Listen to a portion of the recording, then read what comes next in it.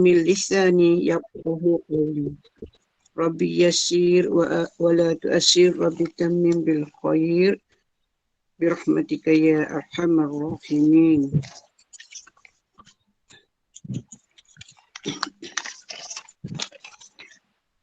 Alhamdulillah, syukur kepada Allah Subhanahu Wa Taala. Salam ukhuwah. Selamat datang ke Google Meet Gemar Yasin Nur Iman pada pagi ini. Mudah-mudahan di pagi yang mulia ini Allah lancarkan rezeki kita, berkati setiap langkah dan buka pintu rahmat untuk kita semua, insya-Allah. Seperti biasa, kita mohon pihak Gemar Yasin Nur Iman, pihak majlis mohon kerjasama daripada semua yang hadir. Pastikan sepanjang kuliah berlangsung, mohon kerjasama untuk tutup kamera dan juga mikrofon masing-masing. Mudah-mudahan kuliah kita berjalan dengan lancar tanpa sebarang gangguan daripada mikrofon masing-masing. Ya. Jadi bagi mendapat keberkatan dan limpahan rahmat Allah dan majlis kita sentiasa dipayungi oleh para malaikat, marilah sama-sama kita membaca umul kitab. Bisiril Fatihah.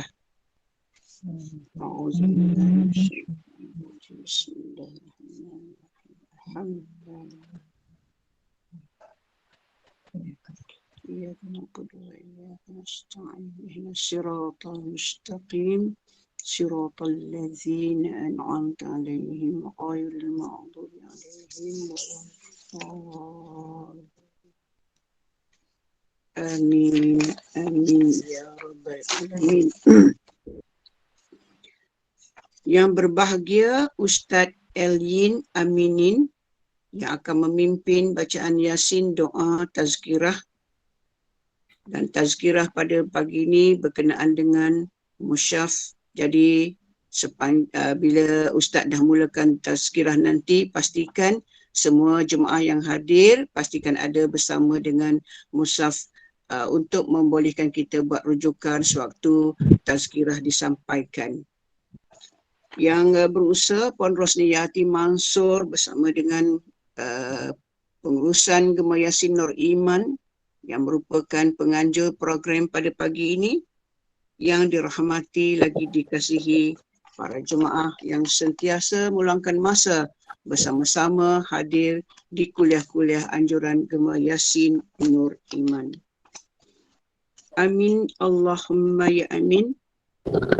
Kita tidak lupa untuk terus mendoakan syifa kepada pesakit-pesakit COVID-19 dan untuk mereka yang mengidap pelbagai penyakit. Moga Allah berikan kesembuhan kepada mereka dengan berkat bacaan Yasin dan doa kita secara berjemaah setiap pagi. Tiada daya dan kekuatan melainkan dengan izin Allah Subhanahu Taala untuk beri syifa kepada pesakit COVID Muhammad Arif Mikail bin Amirullah, Fatin Afikah Muhammad Fauzi, Normah Salamun, Muhammad Kalis, Muhammad Anwar, Muhammad Ali Malik, Muhammad Kalis, Abdul Halim bin Ahmad Yusuf sekeluarga, Khairul Izwan, Muhammad Yusuf, Muhammad Izzak Ryan bin Khairul Izwan, Zawiyah Ibrahim, Muhammad Hafizi Muhammad, Syed Abdul Halik, Syed Abdul Malik dan keluarga, Nur Saadah binti Bukhari, Ustaz Abdul Hakim bin Wan Muhammad Nur, Zainal bin Rahmat, Liza binti Makzin dan Nur Azmir Safwan sekeluarga. Dan juga kita turut mendoakan kepada mereka yang mengidap pelbagai penyakit.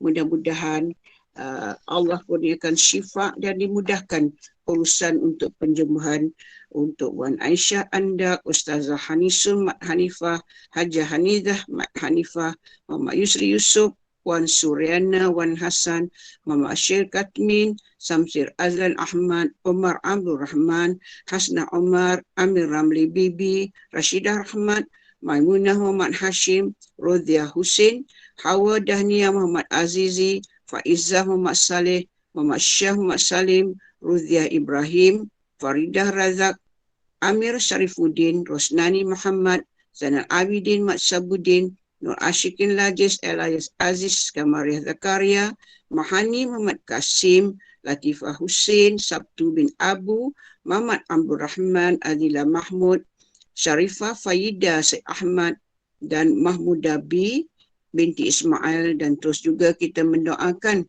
kepada semua yang memohon, kita mohon doa untuk syifa kepada semua senarai pesakit, iaitu sebanyak 193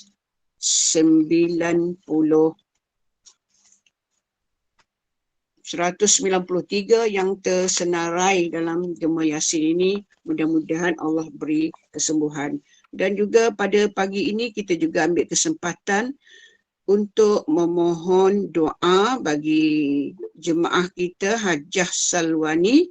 Beliau akan menduduki peperiksaan Financial Reporting CPA Australia pada esok, dan beliau mohon doa daripada para jemaah berkat baca Yasin dan doa. Mudah-mudahan beliau dapat menduduki peperiksaan, dan kita doakan moga dipermudahkan lulus dengan jayanya dalam peperiksaan nanti, insya-Allah.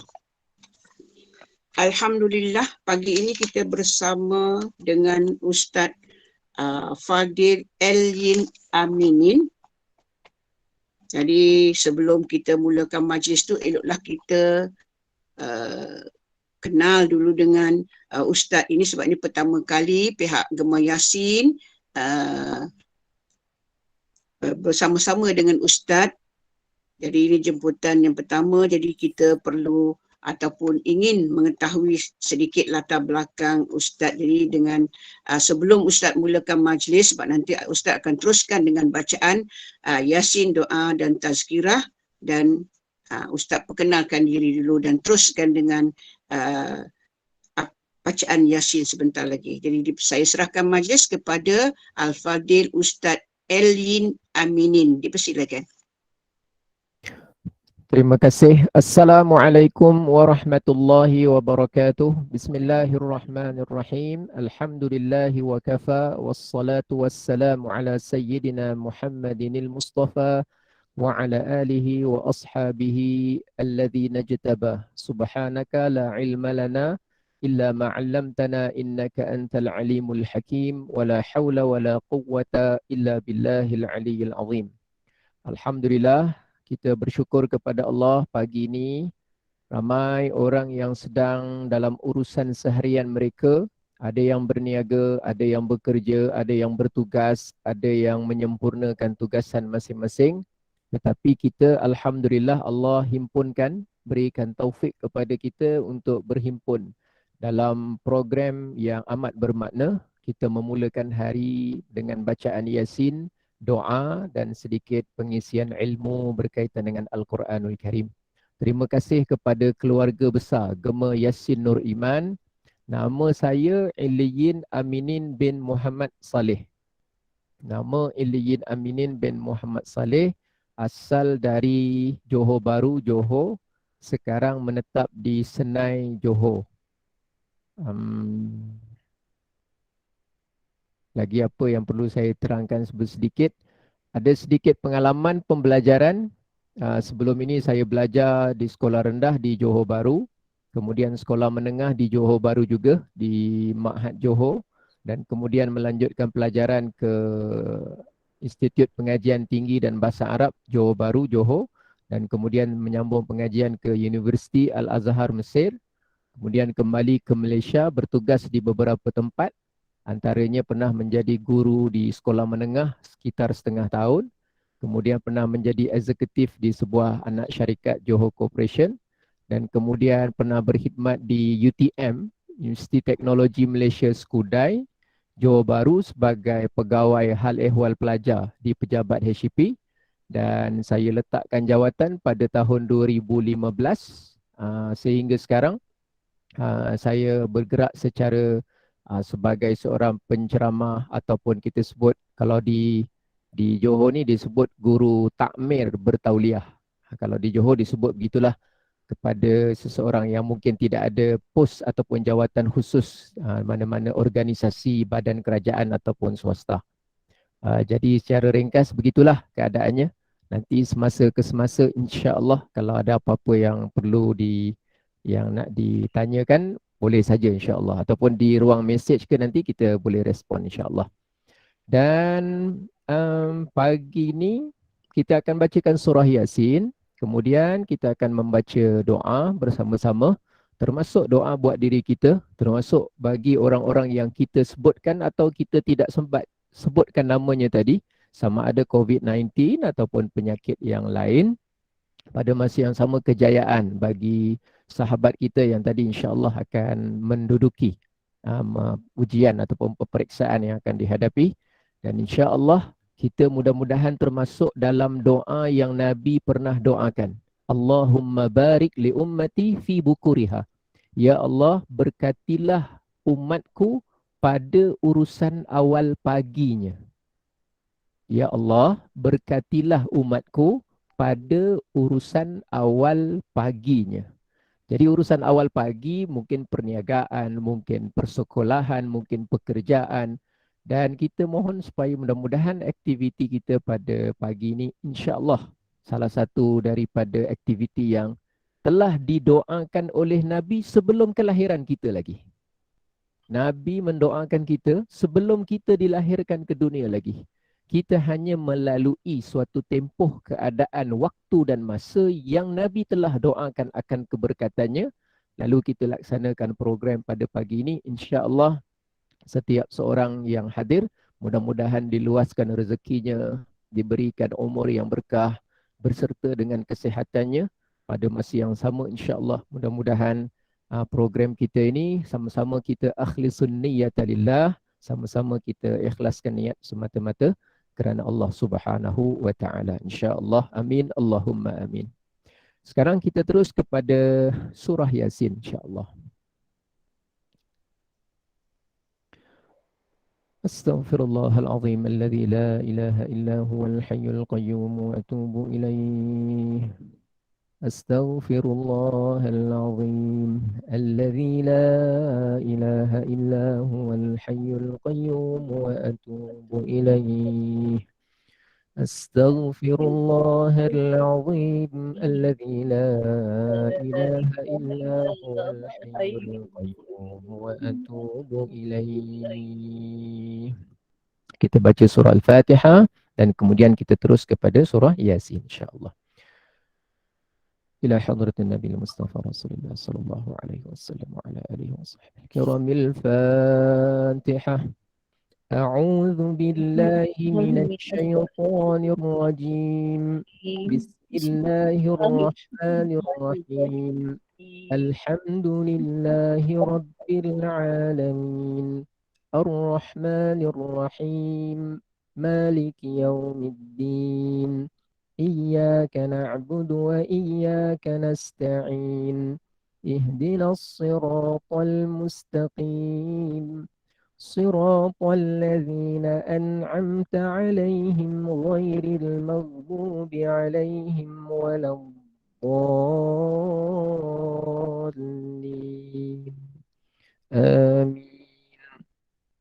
بسم الله الرحمن الرحيم. ياسين والقرآن الحكيم إنك لمن المرسلين على صراط مستقيم تنزيل العزيز الرحيم لتنذر قوما ما أنذر آباؤهم فهم غافلون لقد حق القول على أكثرهم فهم لا يؤمنون إنا جعلنا في أعناقهم أغلالا فهي إلى الأذقان فهم مقمحون وجعلنا من بين أيديهم سدا ومن خلفهم سدا فأغشيناهم فهم لا يبصرون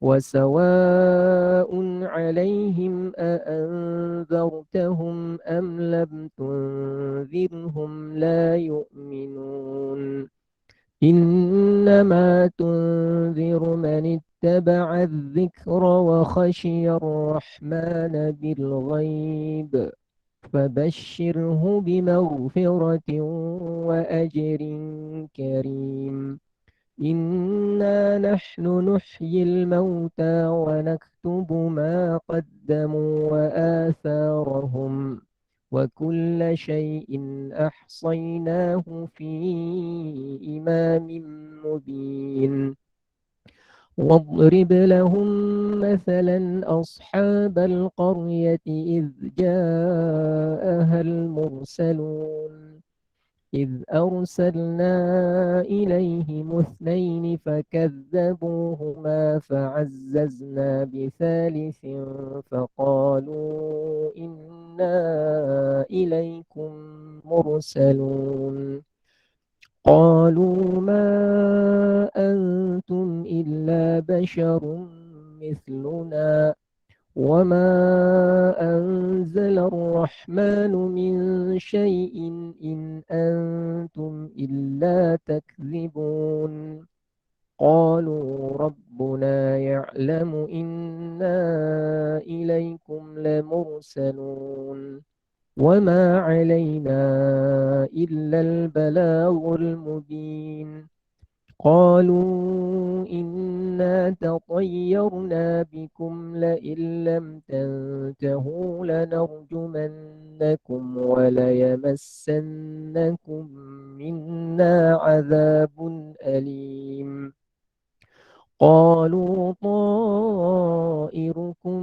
معكم أئن ذكرتم بل أنتم قوم مسرفون وجاء من أقصى المدينة رجل يسعى قال يا قوم اتبعوا المرسلين اتبعوا من لا يسألكم أجرا وهم مهتدون وما لي لا أعبد الذي فطرني وإليه ترجعون أأتخذ من دونه آلهة إن يردني الرحمن بضر لا تغن عني شفاعتهم شيئا ولا ينقذون إني إذا لفي ضلال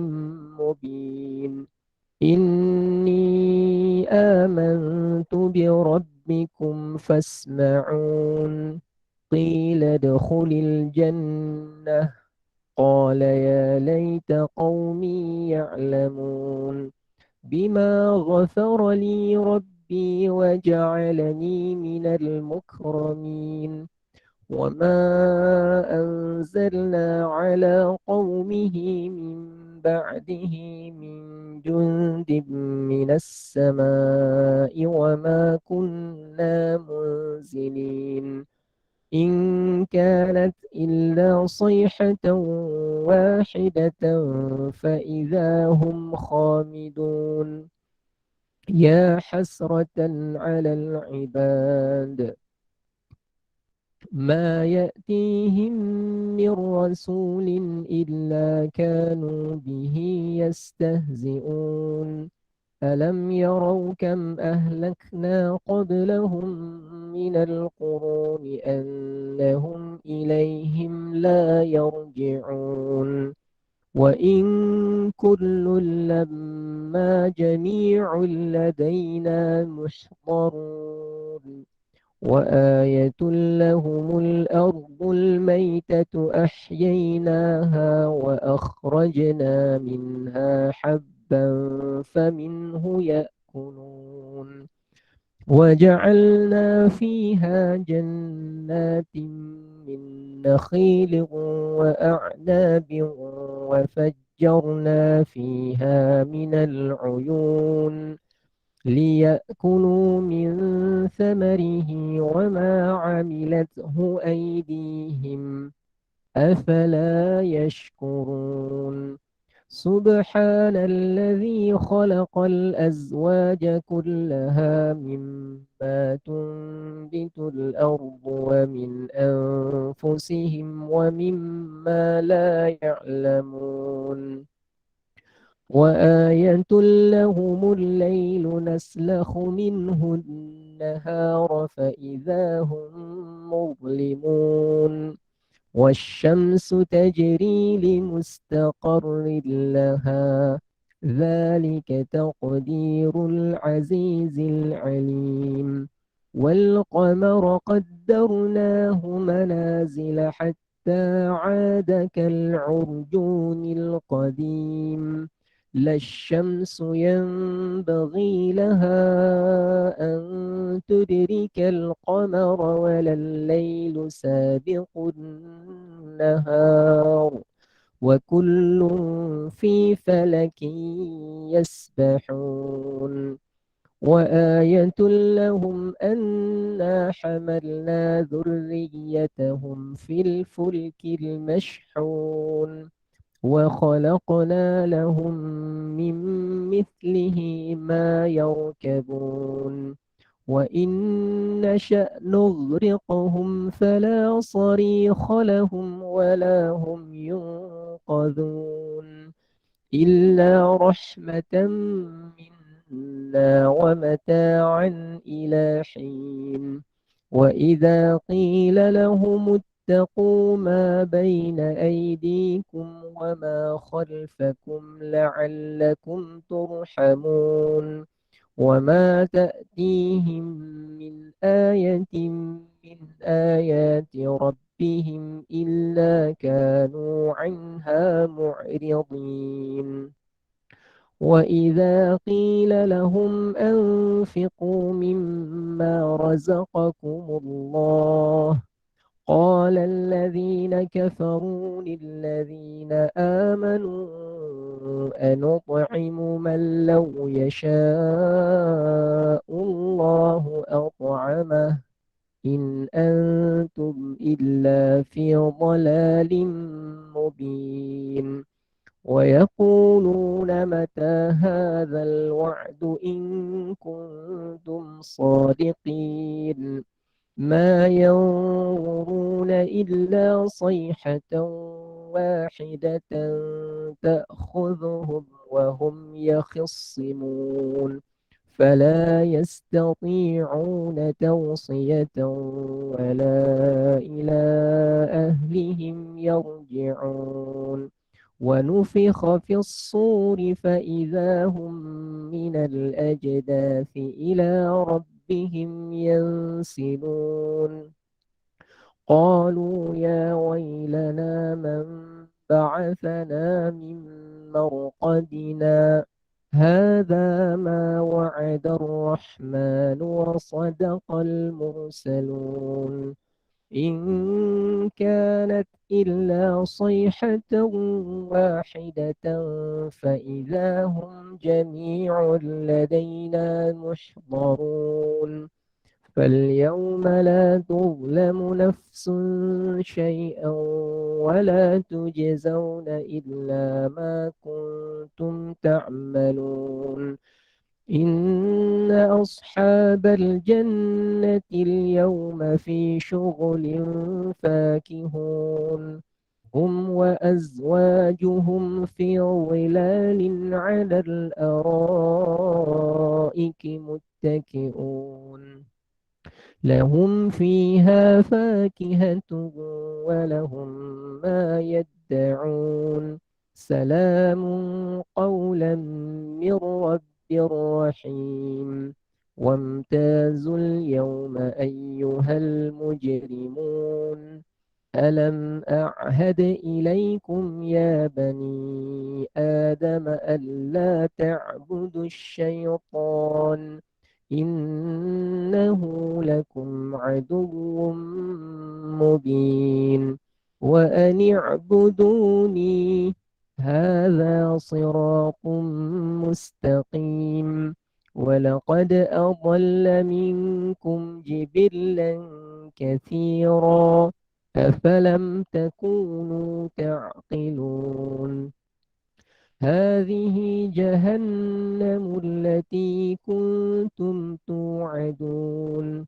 اصلوها اليوم بما كنتم تكفرون اليوم نختم على أفواههم وتكلمنا أيديهم وتشهد أرجلهم بما كانوا يكسبون ولو نشاء لطمسنا على أعينهم فاستبقوا الصراط فأنى يبصرون ولو نشاء لمسخناهم على مكانتهم فما استطاعوا مضيا ولا يرجعون ومن نعمره ننكسه في الخلق أفلا يعقلون وما علمناه الشعر وما ينبغي له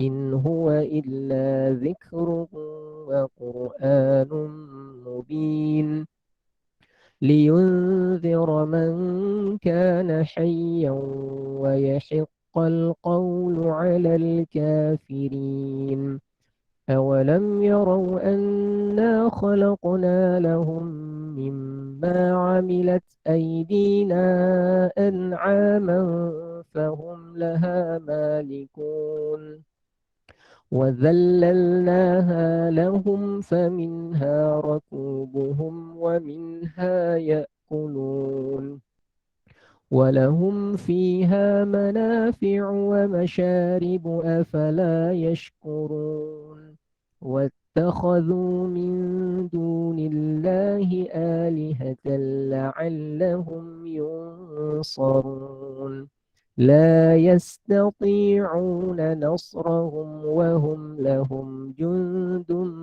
محضرون فلا يحزنك قولهم إنا نعلم ما يسرون وما يعلنون أولم ير الإنسان أنا خلقناه من نطفة فإذا هو خصيم مبين وضرب لنا مثلا ونسي خلقه قال من يحيي العظام وهي رميم قل يحييها الذي أنشأها أول مرة وهو بكل خلق عليم الذي جعل لكم من الشجر الأخضر نارا فإذا أنتم منه توقدون أوليس الذي خلق السماوات والأرض بقادر على أن يخلق مثلهم بلى وهو الخلاق العليم إنما أمره إذا أراد شيئا أن يقول له كن فيكون فسبحان الذي بيده ملكوت كل شيء وإليه ترجعون صدق الله العظيم استغفر الله العظيم استغفر الله العظيم استغفر الله العظيم أعوذ بالله من الشيطان الرجيم بسم الله الرحمن الرحيم الحمد لله رب العالمين والعاقبة للمتقين ولا عدوان إلا على الظالمين والصلاة والسلام على سيدنا محمد أشرف الأنبياء والمرسلين وعلى آله وصحبه أجمعين اللهم يا ربنا تقبل منا صيامنا تقبل منا أعمالنا تقبل منا دعاءنا تقبل منا صلاتنا وحاجاتنا إنك أنت السميع العليم وتب علينا إنك أنت التواب الرحيم اللهم اجعلنا ممن صام رمضان إيمانا واحتسابا وغفر له ما تقدم من ذنبه اللهم إنك عفو تحب العفو فاعف عنا. اللهم اجعلنا من عتقائك من النار. اللهم ارزقنا ليلة القدر. اللهم ارزقنا ليلة القدر. اللهم ارزقنا ليلة القدر. Ya Allah, ya Tuhan kami, di pagi yang penuh dengan barakah ini, di dalam bulan yang penuh dengan keberkatan ini, dalam waktu yang penuh dengan keberkatan ini, dalam majlis yang penuh dengan keberkatan ini, dengan surah yang kami bacakan yang penuh dengan keberkatan ini, kami mohon ya Allah dengan penuh keikhlasan, dengan penuh rendah hati, apalah kiranya Engkau ampunkan segala kesilapan dan dosa-dosa kami. Engkau berikan jalan yang seluas-luasnya untuk kami memperbaiki diri dan meningkatkan diri kami. Engkau jadikan kami di kalangan orang yang benar-benar memperhambakan diri kepadamu ya Allah, sama ada di dalam Ramadan ataupun di luar Ramadan. Ya Allah, ya Tuhan kami, Engkau sajalah yang mengetahui bagaimana kadar puasa kami, bagaimana kadar khusyuknya salat kami, bagaimana kekurangannya amalan-amalan kami yang lain ya Allah. Namun kami memohon dan mengharap belas kasih-Mu ya Allah, agar Engkau berikanlah kelepasan atas segala kelemahan-kelemahan yang ada pada kami. Ya Allah, ya Tuhan kami, dengan barakah surah Yasin yang kami bacakan, kami juga mohon kepadamu ya Allah, agar berkatilah rezeki yang Kau berikan kepada kami. Berkatilah umur yang Engkau pinjamkan kepada kami. Berkatilah waktu yang Engkau berikan kesempatannya kepada kami. Kami bersyukur ya Allah, pagi ini kami dapat bangun, kami dapat berdiri, kami dapat bergerak, kami dapat makan, bersahur, kami dapat minum untuk melaksanakan tuntutan kesunahan bersahur, dan kami dapat meneruskan puasa. Ramai di kalangan sahabat kami, kenalan kami, orang-orang yang kami kasihi, yang dulu berdoa bersama kami di bulan Rejab untuk berada di bulan Ramadan, namun belum sampai Ramadan, mereka telah Engkau jemput kembali kepada rahmat-Mu ya Allah. Ada di kalangan mereka yang hanya sampai di bulan Sya'ban, namun kami yang penuh dengan kesilapan, dosa dan kealpaan ini, Engkau berikan taufik untuk masih lagi berada di dalam bulan keampunan, bulan Al-Quran, bulan penuh dengan keberkatan. Kami bersyukur dan kami berterima kasih kepadamu ya Allah atas nikmat yang Kau berikan. Wa in ta'uddu ni'matallahi la tuhsuha, benarlah firman-Mu, sekiranya engkau hitung-hitung dan kira-kira akan segala nikmat Tuhanmu, pasti engkau tidak akan mampu untuk mengira dan menghitungnya. Ya Allah, kami juga mohon dengan barakah waktu duha, dengan barakah surah Yasin, dengan barakah bulan Ramadan, dengan barakah majlis ilmu yang kami adakan pada pagi ini, berikanlah kesembuhan, keafiatan, kesihatan, syifa kepada orang-orang yang telah kami sebutkan namanya, atau orang-orang yang tidak kami sebutkan secara lisan akan nama mereka, tetapi mereka tetap ada dalam hati kami, dalam ingatan kami.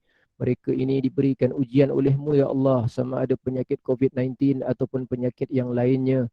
Jadikanlah diri mereka itu orang yang rida dengan setiap inci dan saat takdir yang Engkau tentukan buat mereka, agar mereka menghadapi segala susah payah, cabaran, urusan kesihatan itu dengan penuh keimanan dan ketakwaan, menjadi kafarah penghapus dosa atas kesilapan-kesilapan mereka. Sekaligus kami merayu, merintih dan mengharap belas kasih-Mu agar Engkau berikan keafiatan dan kesembuhan.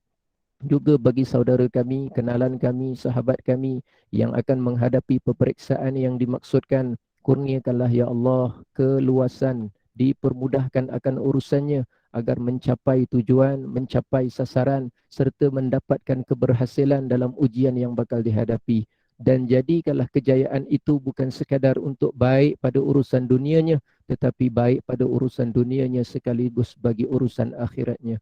ربنا ظلمنا أنفسنا وإن لم تغفر لنا وترحمنا لنكونن من الخاسرين.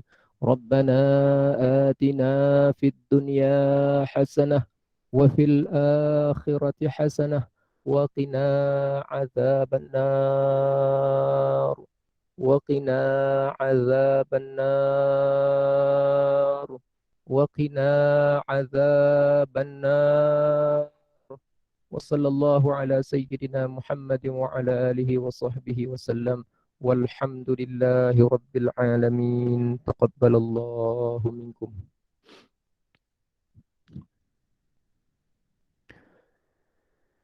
بسم الله الرحمن الرحيم. الحمد لله وكفى والصلاة والسلام على سيدنا محمد المصطفى وعلى آله وصحبه ومن والاه. Alhamdulillah, pertama dan utama kita bersyukur kepada Allah Subhanahu Wa Taala. Kita dapat bacakan surah Yasin, kita doa buat diri kita dan orang-orang yang kita maksudkan. Mudah-mudahan insya-Allah sebagaimana doa tadi di awalnya kita mohon supaya puasa kita ini masuk dalam puasa yang disebutkan cirinya oleh Nabi, iaitu orang yang berpuasa imanan wahtisaba. Penuh dengan keimanan, penuh dengan pengharapan. Pada masa yang sama, kita doa mudah-mudahan kita ni dikurniakan Lailatul Qadar. Kita doa mudah-mudahan kita ni dikurniakan Lailatul Qadar. Dikurniakan oleh Allah. Dan kalau kita doa mudah-mudahan di 10 malam terakhir ni, Allah hilangkan minat kita, Allah hilangkan kemahuan kita, Allah hilangkan rasa suka kita untuk pergi ke mana-mana tempat selain daripada masjid. Kerana dalam urusan akhir Ramadan ni cabaran dia agak besar. Kerana ada potongan harga mungkin, atau ada tawaran-tawaran tertentu mungkin, atau ada peluang-peluang tertentu yang kadang-kadang menarik perhatian kita. Menarik perhatian kita. Sebenarnya tidaklah salah, tidaklah berdosa kalau kita mengambil tawaran tersebut.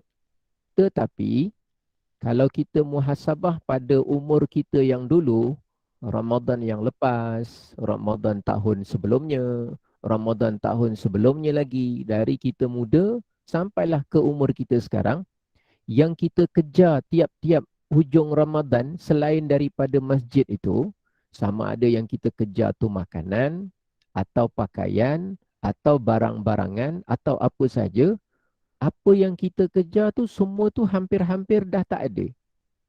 Hampir-hampir dah tak ada. Dekat dunia lagi Allah buktikan, Allah tunjukkan benda yang kita kejar tu, bendanya dah tak ada. Kalau yang selama ni kita pernah kejar itu adalah makanan-makanan, sudah lama menjadi najis. Kalau yang kita kejar ketika akhir Ramadan tahun-tahun yang terdahulu, yang kita kejar tu adalah pakaian, kan pakaian tu pun sama ada dah lupus, atau hilang, atau tak muat. Atau kita dah tak berminat untuk memakainya lagi. Kalau yang kita kejar tu barangan-barangan, sebenarnya barangan itu pun sudah lusuh dan mungkin tidak diguna lagi. Tapi untung orang-orang soleh yang terdahulu, ketika kita sibuk mengejar benda lain, mereka kejar untuk berada di masjid di rumah Allah di 10 akhir Ramadan. Jadi mereka ni tinggal bawa amalan tersebut setahun demi setahun, dibawa lagi, dibawa, dan amalan mereka ada dalam buku catatan mereka. Dan mereka ni nak bawa, nak menuju ke kampung akhirat.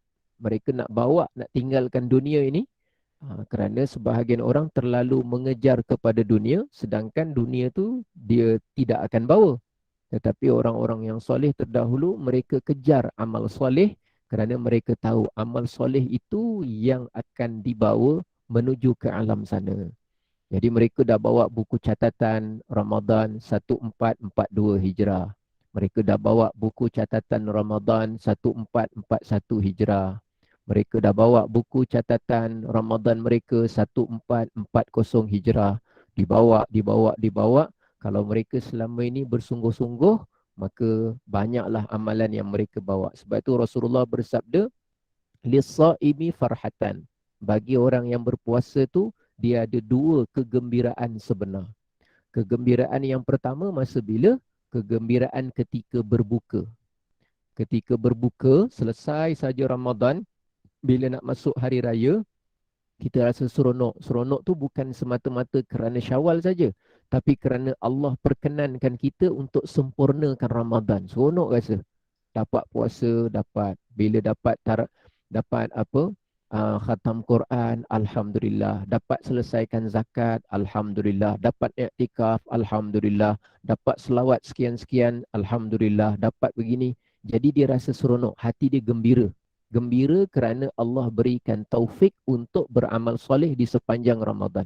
Lidahnya dapat dia jaga, telinganya dapat dia jaga, tangannya dapat dia jaga, kaki dapat dijaga, semua dijaga dalam bulan Ramadan. Jadi rasa seronok bila selesai Ramadan. Yang kedua, keseronokan sebenar, kegembiraan sebenar orang yang berpuasa, Iaitu ketika mana baginda Nabi bersabda ketika dia bertemu Allah. Maknanya ketika sampai di akhirat, orang yang macam ni, yang berpuasa dengan sungguh-sungguh berisi dengan iman dan amal, dia memang seronok. Sebab kitab catatan dia berganda-ganda. Bayangkan dia buat perkara yang sunat diganda wajib, yang wajib diganda 70, diganda dengan gandaan yang banyak. Jadi dia orang yang seronok. Seronok sangat sebab gandaannya begitu banyak. Jadi kita doa mudah-mudahan setiap seorang pada pagi ini yang ikut serta, yang mendengar, yang mengikuti, yang mendoakan, yang mengaminkan, yang memberikan tumpuan, yang memberikan fokus, yang bantu mengiklankan, yang bantu menyampaikan. Setiap seorang yang terlibat mudah-mudahan ada saham kebaikan. Mudah-mudahan ada saham kebaikan dalam amal soleh yang dilaksanakan. Baik. Terus kepada tajuk kita. Apa tajuk kita hari ini? Tengok tu dekat poster kita, tazkirah berkenalan dengan mushaf. Jadi yang apa Quran di depan kita ni, Quran di depan kita yang saya pegang ni, kita sebut dalam bahasa Arab, kita sebut dengan perkataan mushaf. Mushaf. Kalau dalam tulisan bahasa Arab, mim sad hafa, mushaf. Jadi untuk sedikit perkenalan berkenaan dengan mushaf ni, izinkan saya share sikit skrin yang saya ada ni berkenaan dengan mushaf dia. Boleh ke kalau saya share skrin? Boleh ke? Persilakan Ustaz, silakan insyaAllah. Terima kasih. Sama-sama. Jadi saya nak kongsikan mushaf Al-Quran yang kita baca ni. Ini surah, ada nampak tak surah apa di depan kita? Nampak Okey, nampak? Kalau nampak, Alhamdulillah. Alhamdulillah, nampak. Alhamdulillah, cantik. Surah Yasin. Terima kasih. Baik. Surah Yasin. Mushaf kita ni, kalau kita lihat turun sampai ke bawah, dia punya nama, apa tu, mushaf kita. Kalau di tangan kita tu, kita pergi kat bahagian belakang, dia tidak semuanya sama. Memang ada sedikit perbezaan lah antara satu Quran dengan Quran yang lain dari segi isi kandungan ataupun tulisan dia. Ayat Quran sama, tapi yang tambahan-tambahan depan dan belakang ada sedikit beza. Tapi hari ini siapa yang ada Quran, ada mushaf di tangan, boleh tengok di bahagian belakang sekali. Iaitu senarai nama surah. Senarai nama surah. Senarai nama surah ni dia bermula daripada surah Al-Fatihah di sebelah kanan saya ni. Macam yang saya bulatkan warna biru, surah Al-Fatihah. Kemudian diikuti dengan surah Al-Baqarah. Dan yang ketiga ni saya nak ambil perhatian, sebutan dia bukan Al-Imran. Tapi sebutannya ialah Ali Imran. Kalau yang lain Al, sebagai contoh Al-Ma'idah, yang ni Al. Al ni kalau dalam bahasa Inggeris kan, boleh kita bawa makna dia lebih kurang the. T-H-E, the. The apa, the apa. Dia kata nama khusus. Kalau tak ada Al, makna dia macam a. Kalau Al-Baqarah, Al-Baqarah makna dia apa? Lembu kan? Lembu kalau dalam bahasa Inggeris disebut apa? Cow. Betul? Cow. Betul. Jadi Al-Baqarah maknanya the cow. Tapi kalau tak ada Al-Baqaratun, kita boleh maknakan dia sebagai a cow. Jadi Al ni kalau di sebahagian bahasa di Eropah dia panggil L. Kalau L tu pengaruh Arab daripada kalimah yang ada Al. The apa. Jadi yang satu ni Ali Imran. Yang ini bukan Al. Kenapa? Sebab Ali ni makna dia bukan the. Maknanya ialah keluarga. Ali. Macam kita berselawat. Allahumma salli ala Muhammad wa ala Ali. Ada sebut kan? Kalimah Ali. Ali tu maknanya ialah keluarga. Baik. Ini di sebelah kanan ni senarai nama-nama surah. Daripada Fatihah, semua sekali jumlah surahnya sampai bawah, sampai surah Al-Qasas. Kemudian turun bawah, naik atas mula sini, lepas surah Al-Qasas, Al-Ankabut, turun bawah, turun bawah, turun bawah, sebelah kiri sampailah kepada Al-Waqi'ah. Kemudian Al-Hadid, Al-Mujadalah ataupun Al-Mujadilah, turun sampai ke bawah, Al-Buruj. Kemudian sambung semula di sini, At-Tariq, sampailah bawah An-Nas. Semua sekali jumlah surah ini ada 114 surah. Surah di dalam Al-Quran. 114 surah. Kemudian, dari segi muka surat. Kalau kita tengok kat sini, saya tukar warna yang lain, warna merah. Kalau kita perhatikan kat sini, nombor muka surat 604. Juzuk di dalam Al-Quran ada 30 juzuk. 30 juzuk. Setiap satu juzuk lebih kurang purata 20 muka surat. Darab 20 muka surat. 20 muka surat. 30 juzuk, satu juzuk ada 20 muka surat. Maknanya kalau kita nak jumlahkan berapa muka surat yang ada dalam Quran, yang biasa ada, Quran, mushaf, maka jumlah ni ialah 600 muka surat. 600 muka surat. Tapi dekat sini dia bukan 600, dia ada tambah 604. 604. Mana datang 4 muka surat tambahan ni? Adakah ada surah tambahan? Atau ada ayat tambahan? Atau ada muka surat apa yang ditambah 4 ni? Rupa-rupanya bila kita lihat pada juzuk yang pertama, juzuk 1, oleh kerana ada surah Al-Fatihah, dia pisahkan ke depan, maka untuk juzuk 1, dia tambah 1 muka surat. Maknanya biasanya semua juzuk 20 muka surat. Tapi untuk juzuk 1, dia 21 muka surat. Jadi kalau 600, juzuk 1 ada terlebih 1 muka surat, jadi 601 tambah.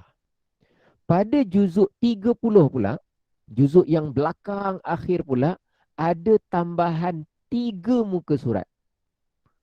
3 muka surat. 3 muka surat. Kenapa ditambah 3 muka surat? Kita tengok sini. Sebab dia ambil banyak ruang. Tengok ya. Lihat sama-sama. Setiap mushaf Al-Quran, biasanya dia ada memiliki 15 baris. Tengok.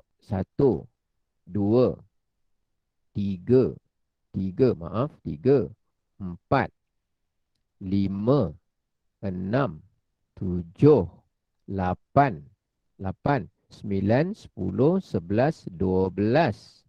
Kemudian 13, 14, 15. Biasanya dekat Quran, mushaf kita lah yang biasa standard 15 baris. 15 baris. Tapi untuk juzuk 30, kenapa dia kena tertambah 3 muka surat? Sebab dia ambil ruang banyak. Surah dia pendek-pendek kan? Ambil ruang banyak. Ruang untuk apa? Tengok sini. Kita tengok pada juzuk yang ke-30 di bawah ni. Bila masuk juzuk 30, surahnya pendek-pendek, maka ketika itu dia ambil ruang banyak. Contohnya macam ni lah. Ruang yang banyak. Kat mana ruang yang banyak tu Ustaz? Kita tengok pada juzuk 30, kita turun. Tengok ni. Bila juzuk 30, satu baris ni dah tak ada ayat. Cuma ada nama surah. Satu baris ni cuma ada Bismillahirrahmanirrahim. Maknanya dah skip 2 baris. Kemudian bawah ni lagi, satu baris ni dah diisi dengan kotak nama surah. Kemudian satu lagi baris cuma Bismillahirrahmanirrahim. Jadi seakan-akan muka surat dia 1, 2, 3, 4, 5, 6, 7, 8, 9, 10, 11. Sudah terkorban 4 baris. 4 baris dah terkorban. Jadi dia tertarik ke muka surat berikutnya. Akhirnya oleh kerana surah tu banyak, dekat sini pun ada, dekat sini pun ada. Ada orang tanya, Ustaz, kenapa Ustaz conteng-conteng Quran Ustaz? Bukan, ni bukan conteng. Ini sebenarnya dia boleh padam ni. Dia jalan aja nanti dia padam. Sekali jalan je nanti dia terus padam automatik. Ini untuk terangkan saja, untuk tunjuk bagi nampak.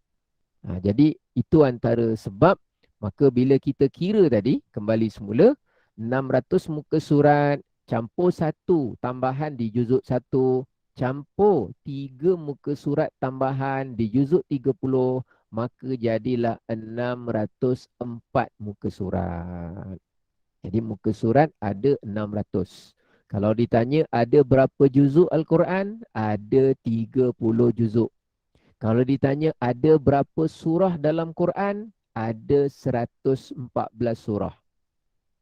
Ha.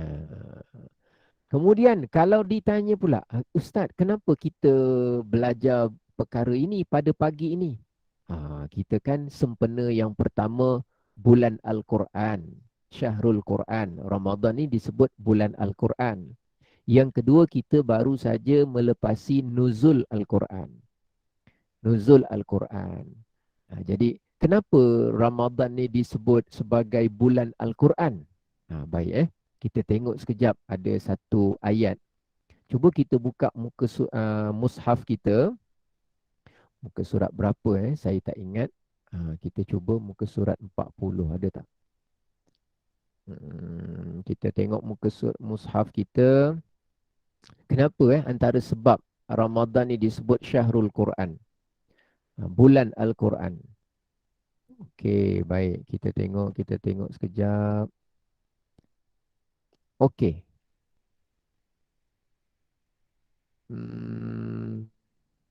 Bismillah. Okey, kita lihat masing-masing buka muka surat 28.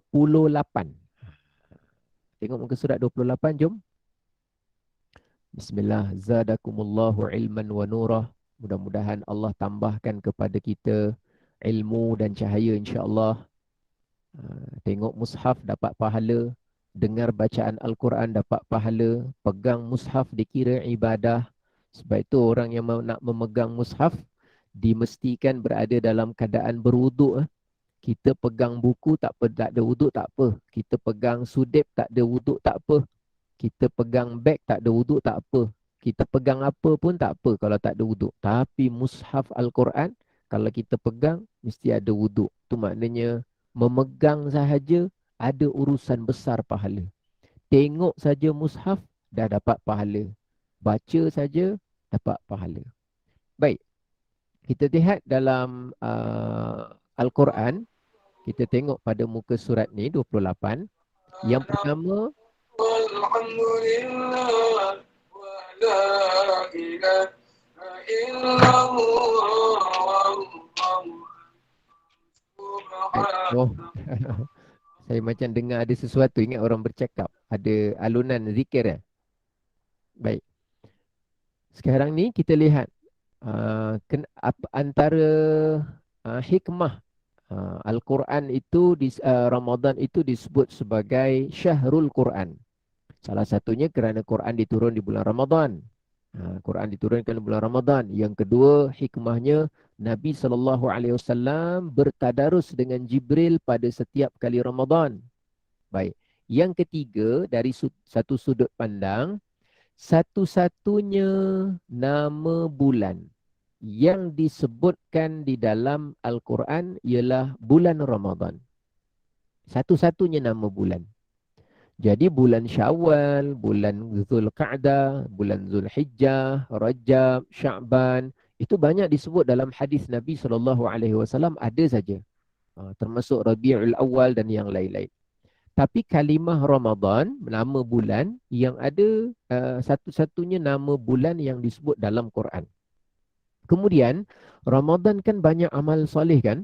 Tarawih, zakat, sedekah, qiyamul lail, sahur, iftar, beri makan kepada orang yang nak iftar, i'tikaf. Kan banyak amal soleh kan?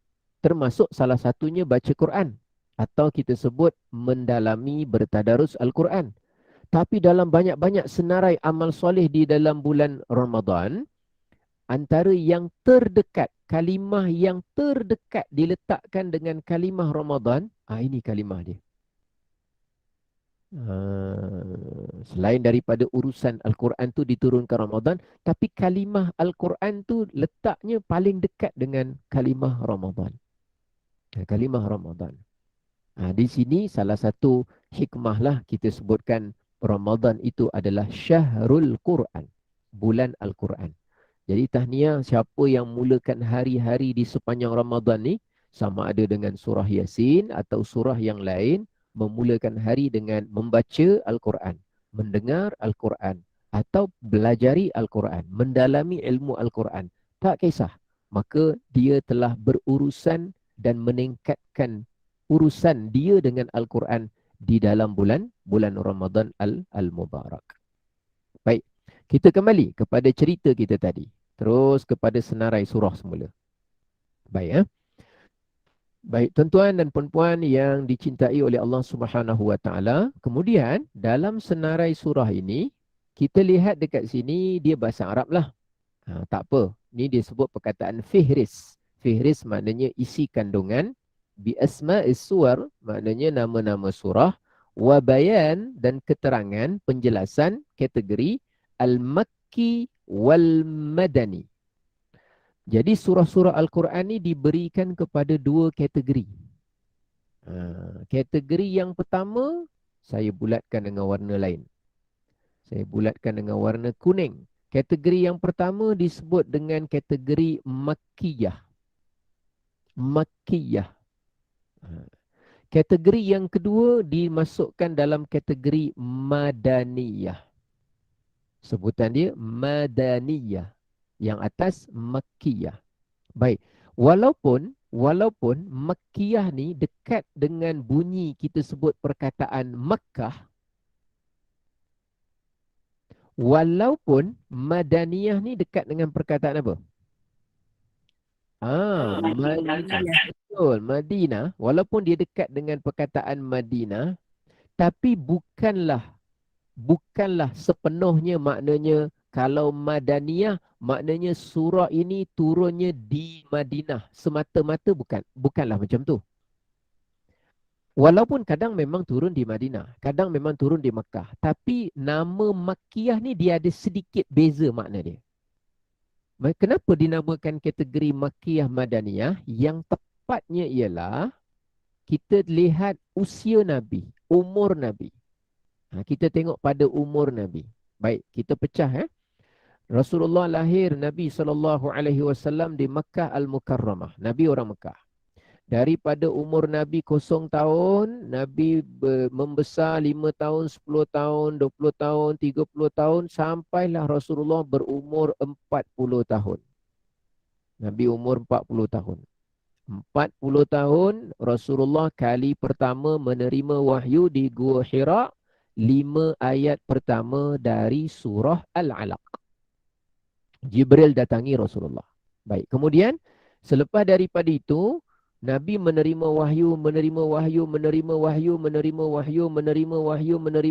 sampailah sedikit demi sedikit tadrijian, secara sedikit demi sedikit sampailah Rasulullah wafat. Nabi wafat umur Nabi bila?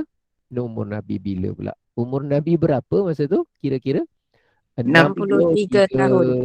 Betul, 63. 63 ni ukuran hijriah tau. Kalau ukuran Masihi, mungkin saja umurnya 61 tahun lebih sikit. Kira-kira gitu. Kita ni kan setiap 30 tahun Masihi, biasanya dah 31 Hijrah. Setiap 30 tahun. Jadi kalau umur kita 60 tahun, biasanya Hijrah 62. Maknanya 30 plus 1, 31. 60 plus 2 jadi 62. Biasa gitu. Siapa yang kat sini umur dia 61 tahun, cuba semak tarikh lahir hijrah. Kira-kira biasanya 63. Secara kasarnya macam tu, 63. Kalau orang 90 tahun Masihi, kira-kira umur dia hijrah mungkin saja 93. 93. Jadi setiap 30 tahun tu setahun, 30 tahun tu lebih kurang setahun gitu. Jadi 93. Jadi orang kalau macam siapa tu, bekas Perdana Menteri kita tu, kalau Tun Mahathir tu, katalah umur dia 97 contohnya kan. Kalau 97 atau 96, cuba lihat semak dia punya hijriah, mungkin saja umur dia dah jejak 100 tahun. Ataupun menghampirilah. Menghampiri. Baik. Sekarang ni Rasulullah ketika 40 hingga 63, tempoh dia lama, 23 tahun. Dan Rasulullah masa hijrah di tengah-tengah ni, masa Nabi berhijrah, kira-kira umur baginda Nabi 53. Sebab 13 tahun di Mekah dan kemudian 10 tahun di Madinah Al-Munawwarah, mustautinnya. Baik. Persoalannya, sepanjang hayat Nabi di usia kerasulan ini dari umur 40, Al-Quran kan turun sedikit demi sedikit. Sini sikit, kemudian turun lagi sikit Al-Muzammil, kemudian turun Al-Muddathir, kemudian turun surah Al-Fatihah, kemudian mungkin turun beberapa ayat, sikit-sikit, kan sepanjang tu. Jadi mungkin kebanyakannya turun di Mekah, tapi kan kadang-kadang ada ayat turun ketika Nabi musafir ataupun Nabi berada di luar Mekah. Jadi kalau semua kita nak kira nama tempat, mungkin kategorinya akan jadi banyak. Kalau turun di Badar, contohlah kalau ada di Badar, Badariyah. Kalau turun di Taif, Taifiyah. Kalau turun di sini, jadi nama dia banyak. Namanya jadi banyak. Jadi tak perlu begitu kerana dia nak kenal pasti kandungan surah. Jadi dibagikan kepada dua kategori saja. Apa-apa surah yang turun ataupun majoriti ayatnya turun sebelum hijrah, sebelum Nabi berhijrah. Mungkin sahaja kebanyakan turun di Mekah ataupun di luar Mekah, tak kisah, asalkan dia punya border dia kat sini. Ni border dia. Border. Dia turun saja sebelum Nabi berhijrah, maka kita masukkan dalam kategori yang disebut dengan nama Makkiyah tadi. Kita bagi nama Makkiyah. Dia turun kat Mekah, mungkin. Dia turun di luar Mekah, juga mungkin. Tak apa. Yang penting sebelum Nabi hijrah, sebelah kanan ni, kita namakan Makkiyah. Kemudian, kalau di ayat-ayat yang turun atau majoriti surahnya turun di luar, selepas daripada hijrah, maka kita namakan dengan namanya ialah Madaniyah. Masa Nabi umur 54, 55, 56, 57, 58, 59, 60. Walaupun selepas tu di hujungnya Nabi melaksanakan haji, ada turun dekat Mekah ke, tak apa. Kita masukkan je dalam kategori yang namanya Madaniyah. Kalau kita tahu, rupanya surah ni kalau Makkiyah, kenapa dia asingkan? Apa hikmah ulama bezakan Makkiyah Madaniyah? Sebab kita nak target kandungan surah. Kandungan surah. Kita nak dapat agak, kita nak kenal pasti, nak buat pemerhatian kajian kandungan surah. Apa beza dia? Ada beza sikit. Contohnya macam ni. Contohnya macam ni. Saya guna warna merah. Contohnya macam ni. Kalau surah-surah yang Makkiyah, masa Nabi fasa di Makkah, biasanya dia cerita tentang, contohnya kalau kat sini, dia cerita tentang Tauhid, dia cerita tentang akidah, dia cerita tentang umat-umat terdahulu, dia cerita tentang penyembahan selain daripada Allah, dia cerita tentang Nabi-Nabi, dia cerita tentang kebenaran hari akhirat, dia cerita tentang bencana yang menimpa umat dulu. Kira-kira masa fasa Mekah tu orang baru nak kenal dengan Islam. Jangan jadi macam dulu, jangan jadi macam dulu. Jadi ketika sebelum hijrah, fokusnya macam tu. Tentang akidah, tentang tauhid, tentang yang namanya kisah iktibar umat terdahulu. Biasanya, tak mesti, biasanya Makkiyah. Tapi bila dah hijrah di Madinah, cabaran dia lain. Sebab kat Mekah banyak orang Arab jahiliah. Orang musyrikin Mekah. Kebanyakannya begitu latar belakang dia. Tapi bila dah berhijrah ke Madinah, yang banyak kat sana orang Yahudi. Nanti banyak, ya ahlal kitab, ya bani Israel. Banyak cerita tentang ahli kitab Yahudi Nasrani. Sebab kat Madinah masa tu ramai orang Yahudi. Kemudian ada pula dekat Madinah nanti banyak masalah berkaitan dengan orang munafik. Sebab masa di Mekah Islam tak begitu kuat ketika itu. Jadi orang yang tak suka kepada Islam, dia berani cakap depan-depan, saya benci Islam. Tapi bila Nabi dah berhijrah ke Madinah, Islam dah memimpin, sudah membina masjid, dah mentadbir, dah menyusun, dah kita sebut mengatur, maka orang yang nak berani dah tak berapa berani. Tapi tak suka Islam, tapi tak cakap. Jadi berpura-pura. Itu namanya golongan munafik. Jadi kalau munafik-munafik ni biasanya surahnya Madaniyah biasanya. Yang ketiga, kalau surah Madaniyah ni, dia banyak dalam dia ada cerita hukum hakam. Hukum keluarga, hukum berkaitan dengan jenayah, hukum berkaitan dengan muamalah, berkaitan dengan munakahat, berkaitan dengan apa. Jadi hukum hakam banyak. Cerita tentang kekeluargaan, macam-macam lah. Tapi kalau ayat kat Makkiyah ni, dia kurang sikit bab hukum hakam. Lebih kepada persoalan pegangan. Jadi, kenapa penting? Untuk kita kenal kandungan dia. Jadi kalau kita baca kan, contoh. ha, Contoh satu surah Al-Anfal. Madaniyah. Ini dalam ni cerita banyak cerita tentang harta rampasan perang. Macam mana hak-hak yang perlu ditunaikan. Kemudian tengok surah Yunus cerita pasal Nabi-Nabi. Biasanya Makkiyah. Surah Hud cerita Nabi-Nabi terdahulu. Biasanya Makkiyah. Surah Yusuf biasa cerita Nabi-Nabi. Biasanya Makkiyah. Umat terdahulu, Nabi terdahulu, kaum Ad, kaum Samud, kaum lagi apa? Kaum Nabi Lut, kaum Nabi Nuh. Biasa macam itulah. Dia bukan mesti tepat. Tapi kita belajar. Ni nama dia kenal mushaf ni. Kita nak kenal mushaf Quran kita. Oh, maknanya kita dapat membantu kita ilmu tu. Contoh kan, Nabi Ibrahim, surah Ibrahim, Makkiyah. Biasanya macam tu. Kalau cerita tentang Maryam, cerita-cerita terdahulu, walaupun dalam surah Maryam ada cerita tentang orang lain, bukan mesti cerita tentang Maryam, tapi latar belakangnya kita dapat agak. Al-Anbiya, cerita tentang Nabi-Nabi. Dalam dia banyak tau, doa-doa Nabi-Nabi yang best-best, yang bagus-bagus.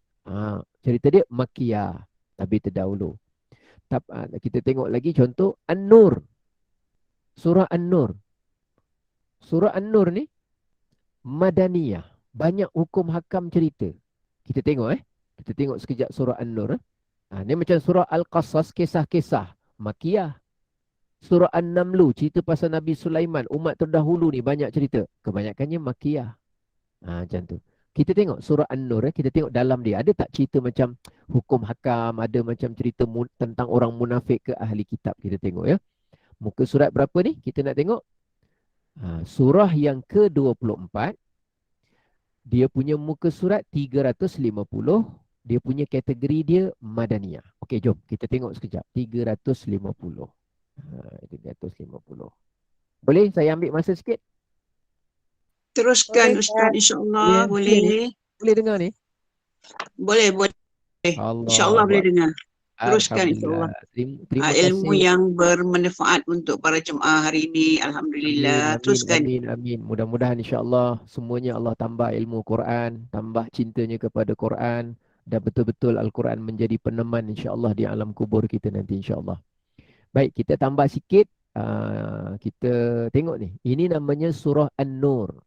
Tadi dalam kategori apa? Madaniyah. Ni muka surat 350. Saya sebut tadi kalau Madaniyah, saya tulis tadi kat atas ni, biasanya ciri-ciri dia ada cerita munafik, ada cerita pasal Yahudi, ada cerita hukum hakam. Hukum hakam.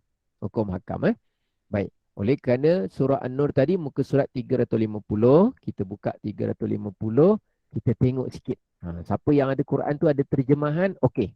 Tak ada tak apa. Kita belajar je, ambil secara apa? Gambaran. Baik. Kita tengok ayat yang pertama, masuk ayat yang kedua, az-zaniyatu waz-zani, penzina wanita dan penzina lelaki, hendaklah disebat setiap seorang daripada mereka 100 sebatan. Jangan kamu memberikan rasa simpati apapun kepada mereka dalam nak melaksanakan agama Allah jika kamu benar-benar beriman kepada Allah dan hari akhirat. Dan ketika dia disebat, mestilah disaksikan sekumpulan oleh orang-orang yang beriman. Itu kan hukum hakam. Berkaitan hukum hakam. Okey, turun lagi. Okey, itu cerita orang berzina. orang, ayat keempat, dan orang-orang yang menuduh wanita-wanita yang baik, dia tuduh berzina, kemudian dia tak datangkan 4 orang saksi, maka orang yang tuduh itu hendaklah disebat 80 kali. Dan jangan terima apa-apa pun persaksian daripada orang yang macam ni, sebab mereka itu adalah orang-orang fasik. Itu kan hukum. Tak boleh suka-suka tuduh orang berzina. Hukum hakam. Dia banyak macam tu kalau Madaniyah. Turun bawah lagi. Turun bawah lagi, turun bawah lagi, turun bawah lagi. Ini cerita tentang orang yang fitnah Sayyidatina Aisyah. Ni orang munafik pula. Sesungguhnya orang-orang yang datang membawa cerita bohong itu, dia sebenarnya dari kelompok kamu sendiri. Jangan kamu sangka bahawa peristiwa itu semata-mata buruk untuk kamu. Tetapi ada juga hikmah kebaikan untuk kamu. Tapi ingat, setiap seorang daripada mereka yang sebar-sebarkan fitnah Sayyidatina Aisyah berzina tu, setiap orang akan dapat bahagian dosa masing-masing. Tapi wallazi tawalla kibrahu, yang buat kerja paling besar sekali, yang mula-mula buat, yang itu akan dapat azab yang amat besar. Ini kan cerita hukum hakam kan? Adanya orang munafik masa tu. Buat cerita jahat gini. Ini cabaran Nabi. Dekat mana ni? Mekah ke Madinah? Madinah. Madinah. Nanti masuk bawah sekali lagi. Ni cerita dia. Bawah ni ada macam-macam. Lagi mana? Bawah ni ada Al-Khabithatu lil-Khabithin. Bawah lagi surah An-Nur. Wahai orang yang beriman. Tengok ayat 27. 27. 27. Jumpa ayatnya, muka surat 352. Wahai orang yang beriman, jangan kamu masuk rumah-rumah yang bukan rumah kamu. Jangan main masuk rumah orang datang daripada belakang pintu ke apa. Walaupun dah biasa, walaupun sekampung, walaupun berjiran. Jangan masuk rumah yang bukan rumah kamu. Sehinggalah, yang pertama, tasta'nisu, kamu dapat izin, dapat perkenan, wa tusallimu ala ahliha. Dan setelah kamu beri salam dulu pada ahli keluarganya. Cerita masuk rumah, cerita jangan nuduh orang, cerita kalau orang tu begini kena apa, itu nama dia hukum hakam. Cerita ada munafik buat cerita bahawa Aisyah berzina dalam surah Madaniyah. Biasanya gitu. Fa'illam tajidu fiha ahadan, tengok muka surat sebelah dia. Kalau kamu dapati rumah tu tak ada orang, fala tadkhuluha, janganlah kamu masuk dalam rumah itu hatta yu'zana lakum, sehinggalah kalau kamu itu diizinkan. Jiran tu bagi kunci rumah dia. Dia memang bagi kita masuk untuk onkan dia punya aquarium, untuk matikan dia punya peti ais. Itu dia memang bagi izin, tak apa. Tapi kalau dia ada rumah, wa in qila lakum murji'u, tapi kalau dia kata dengan kamu, dia kata balik, dia tak sedia nak terima tetamu, farji'u, maka balik saja, tak ada masalah. Huwa azka lakum, itu adalah lebih suci, lebih bersih untuk kamu. Punya masuk rumah. Lepas masuk rumah, cerita pula, tengok pasal mata pula. Qul lil mu'minin, katakanlah kepada orang lelaki yang beriman, yaghuddu min absarihim, supaya mereka tundukkan pandangan mereka. Wa yahfazu furujahum, hendaklah mereka jaga kemaluan mereka. Yang pertama dicerita mata, yang kedua dicerita faraj, yakni kemaluan.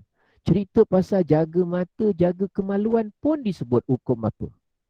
Ingat, orang lelaki je yang kena tunduk pandangan. Wa kullil mu'minat, cakap juga dengan orang beriman perempuan, yaghdudna min absarihinna, hendaklah dia tundukkan pandangan. Wa yahfazna furujahunna, biar dia jaga kemaluan. Tambahan orang perempuan, jangan dia lihatkan perhiasannya, melainkan apa yang zahirnya. Hendaklah dia labuhkan tudungnya di atas dada-dadanya. Jangan dia perlihatkan perhiasannya, kecuali untuk suami boleh, ayah kandung boleh, ayah kepada suami mertua boleh, anak lelaki boleh, anak kepada suami dia boleh, adik-beradik lelaki dia boleh, anak saudara, anak adik-adik lelaki dia. Ya Allah, cerita panjang satu-satu sampai bawah. Itu baru cerita mata. Turun lagi, cerita munakahat, kahwin pula. Tadi jenayat, tuduh orang zina, berzina, dah jenayat. Yang ni munakahat pula. Wa ankihul ayama minkum. Kawinkanlah orang-orang yang bujang dari kalangan kamu dan orang yang baik soleh di kalangan hamba dan juga hamba kamu. Cantik sampai. Kalau cerita satu persatu, pergi satu persatu, agak-agak seronok tak? Seronok. Seronok. Allahu Akbar. Macam itulah. Ini gambaran kalau surah tu Madaniyah. Ayatnya lebih panjang sikit. Bawah ni terus. Macam itulah dia punya gambaran dia. Baik. Kita tengok semula senarai surah di belakang. Saya nak cerita sikit lagi sebelum kita tutup. Minta maaf ambil masa 1-2 minit. Saya janji dengan penganjur sampai pukul 8. Baik. Yang terakhir yang boleh saya kongsikan daripada senarai surah-surah ni ialah iaitu berkenaan dengan beberapa surah dalam Al-Quran ni dia ada keistimewaan ataupun keunikan. Bukan istimewa, semua istimewa. Keunikan tersendiri. Contohnya, surah apa yang di dalamnya ada ayat yang diulang-ulang banyak kali. Yang kita tahu. Ar-Rahman. Ar-Rahman. Betul kan? Kita pernah dengar Ar-Rahman kan? Yang ayat dia fabi ayyi ala'i rabbikuma tukadziban. Ulang kan?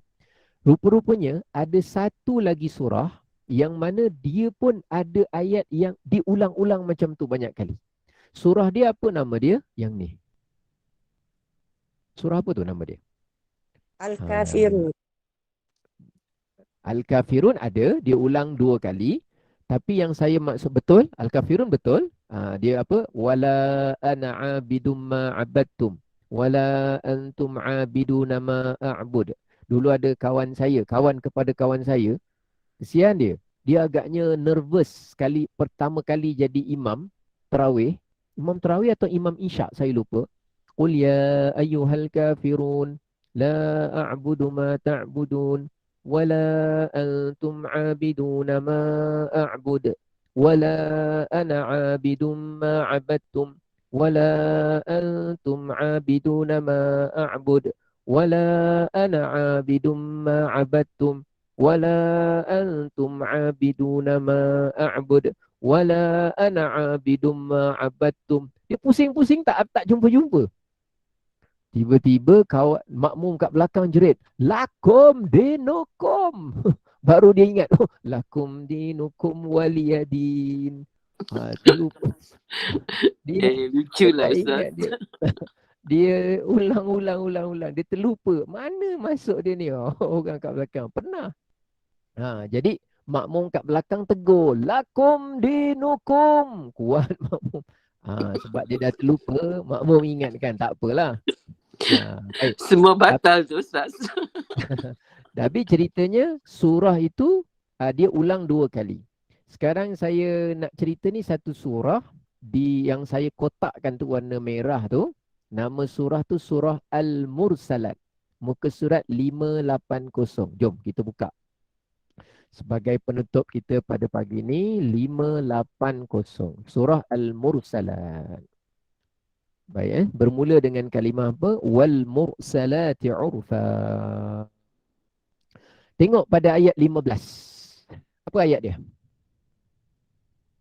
Ayat 15. Apa ayat dia? Wailun yauma idzil lil mukazzibin. Tepat sekali. Ada 10 kali Ustaz dia ulang dalam surah ni. Masya Allah. Ayat 15, wailun yauma idzil lil mukadzibin. Ayat 19 dah 2.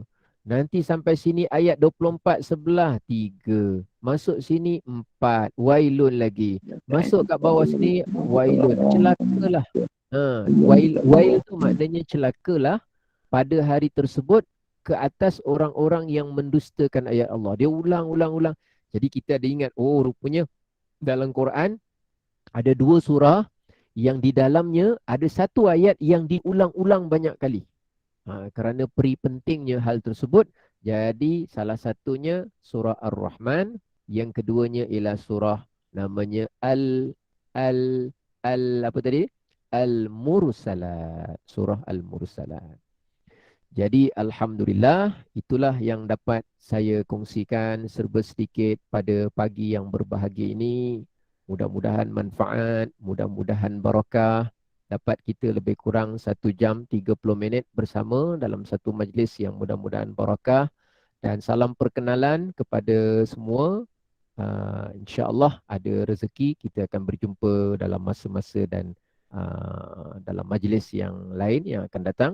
Dan doakan mudah-mudahan saya dapat sempurnakan puasa dengan baik, dapat meneruskan ibadah dengan baik. Dan saya doakan semua juga dipertemukan dengan Lailatul Qadar. Biar Allah sihatkan tubuh badannya, sihatkan akalnya, sihatkan hatinya, sihatkan kemahuan dirinya.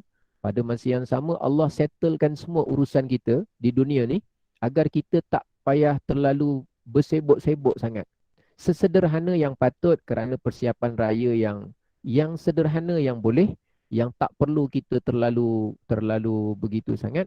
Pada masa yang sama Allah tumpukan kita, Allah bangkitkan rasa keinginan besar kita itu kepada hal-hal yang berkaitan dengan perkara urusan amal soleh dan juga hari akhirat. Kita doa, kalau hati kita tak dibukakan oleh Allah, kita susah kita. Ramai orang, sebahagian orang kadang dia macam nak pergi kelas, dia nak belajar, tapi dia tak terdorong. Ada benda lain yang banyak sangat menarik perhatian dia. Jadi dia tak berapa mampu. Jadi kita ni tak ada kekuatan. La haula wala quwwata illa billah. Kita dorong diri kita. Tapi tanpa pertolongan Allah, kita tak mampu. Jadi kita doa, serah diri betul-betul. Tapi kita mesti ada kemahuan dan usaha yang baik. Jadi jazakumullah khairan katsira. Saya doakan mudah-mudahan majlis berjalan dengan lancar dan mencapai tujuan insya-Allah. Terima kasih.